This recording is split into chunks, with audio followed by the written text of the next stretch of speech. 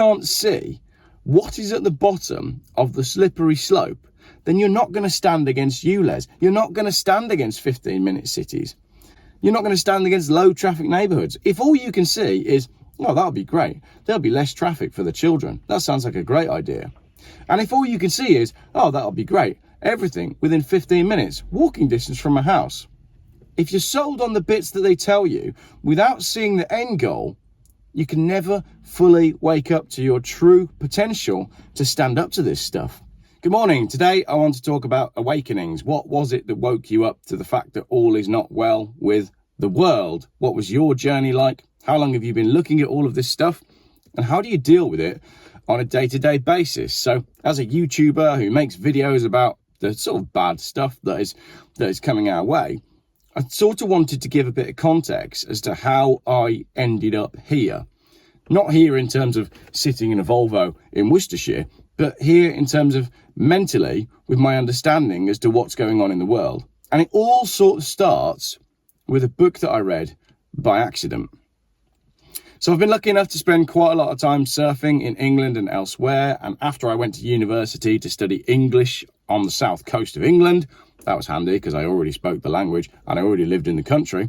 I decided to go and do a bit of traveling, and I spent some time on a surf camp in Panama working as a surf guide.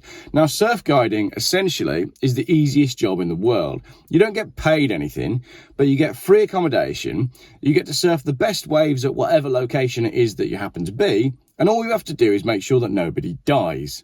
That is pretty much essentially it. In the morning, we'd leave the surf camp with our boat driver and we'd hop around the various different surf spots, jumping off, surfing, and I would make sure that everybody was all right. Make sure nobody was getting caught in rip currents and nobody was getting eaten by sharks. On the night time, there was very little to do. I say surf camp, it's essentially a wooden shack, okay? It's got wooden pillars, it's got a roof. I sleep in a tent in the rafters and the guests sleep in the slightly nicer wooden shacks up the hill.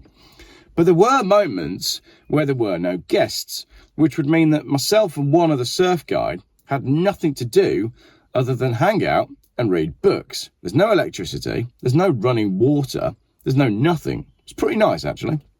Anyway, after I'd worked my way through the library of books, I kind of put them in order as to what I wanted to read. So there's my own books that I've taken with me. Then there's books that all the other travellers have left. So I sort of get them in order and think, okay, I'll read this one first and then I'll work my way through down to this one. And I read all sorts whilst I was there until finally I picked up a dystopian fiction book. I didn't really want to read it. I thought, I've already read 1984. I've already read Brave New World, and I'm here in the middle of nowhere and I don't really want to read anything that's dark and miserable. Anyway, I eventually picked this book up, and it's a story about a woman who lives in a tiny shack in a line of tiny shacks opposite another line of tiny shacks, all of which are surrounded by barbed wire and guarded by a security guard. They can't go anywhere, they can't do anything, they don't have any freedom to go anywhere or do anything, and they don't have any ability to go anywhere or do anything. What this woman has to do is walk on an electronic treadmill every day to generate a certain amount of power back into the grid. Every shack has to do the same. They each have to walk on their electronic treadmill to generate the power to go back into the grid. And if she does that, she gets given some food. But it's not food. It's described as a sort of square block of nutrition. It's just enough to keep her alive and human, but you couldn't really describe it as food. So when the energy bar on her treadmill reaches a certain amount, this block of food will drop down through the ceiling from a pipe, and then she has sustenance for the day. It sounds horrendous. All through the book, she's trying to trace her daughter, and she's trying to find where her daughter was taken when these camps were set up. And the story goes on, and eventually she does manage to find a guard that can tell her that her daughter's alive and well. And they believe that there might be a world outside of these shacks, but the children that were brought up there, they don't know anything other than these small prisons, and they don't know any life other than generating this power to get this block of food, and they don't know anything other than the fences that surround them. There is no wilderness, there is no wild places, it's all been completely cut off to protect it. And the story from there is her journey to desperately trying to get out of these internment camps to go spend a life in the wilderness, in the wild places with her daughter. And that's it. And it is bleak. It was a very, very bleak story. And I couldn't believe what I was reading. I thought, this is horrendous. Can you imagine living in a world where you can't go anywhere and the only thing you're allowed to do is generate power for a gigantic system of which you don't really know what it is to get your sustenance for the day, which is not even food. Anyway, I get to the end of the book, and thankfully, by the end of the book, she does manage to escape, and she does manage to find her daughter, and they do run off into the wilderness. And I turned the last page, and I thought, God, that was bleak. And on the last page, it says, if you thought this was fiction, you need to understand what UN Agenda 21 is all about. And it was at that moment that I thought, crap, this is where we're headed. The book Agenda 21 by Glenn Beck paints the picture as to where it seems like we are going right now. The reason I've been so vocal about the ULEZ expansion, about the 15-minute cities, about everything that's going on, is because I can see where it ends up. And I think that's a really important thing for people. If you can't see what is at the bottom of the slippery slope, then you're not going to stand against ULEZ. You're not going to stand against 15-minute cities. You're not going to stand against low traffic neighbourhoods. If all you can see is, oh, that'll be great, there'll be less traffic for the children. That sounds like a great idea. And if all you can see is, oh, that'll be great, everything within 15 minutes, walking distance from a house. If you're sold on the bits that they tell you without seeing the end goal, you can never fully wake up to your true potential to stand up to this stuff.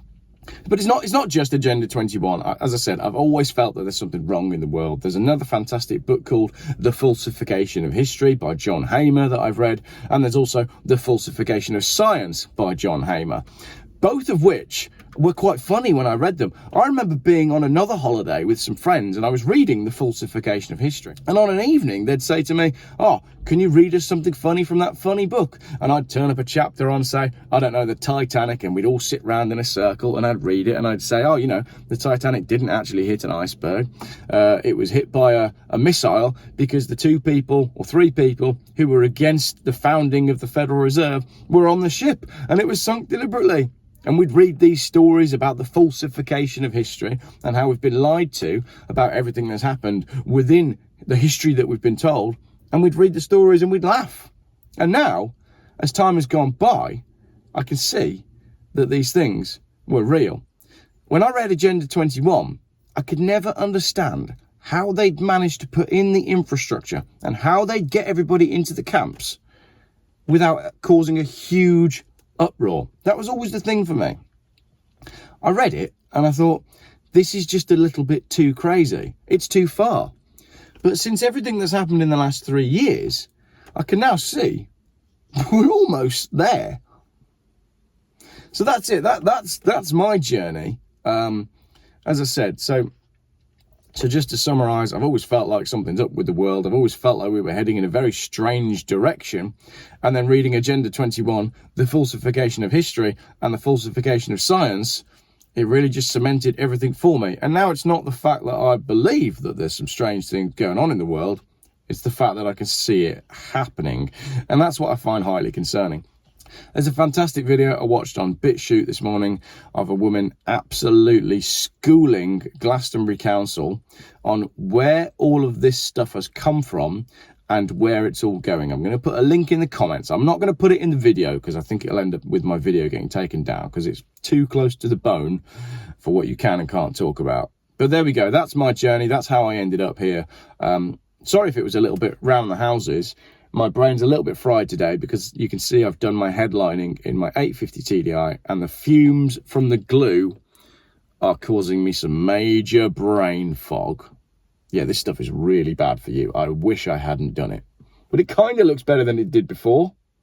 It doesn't. It's 0% better than my previous headlining, but it smells worse. Just like the future. Thanks for watching.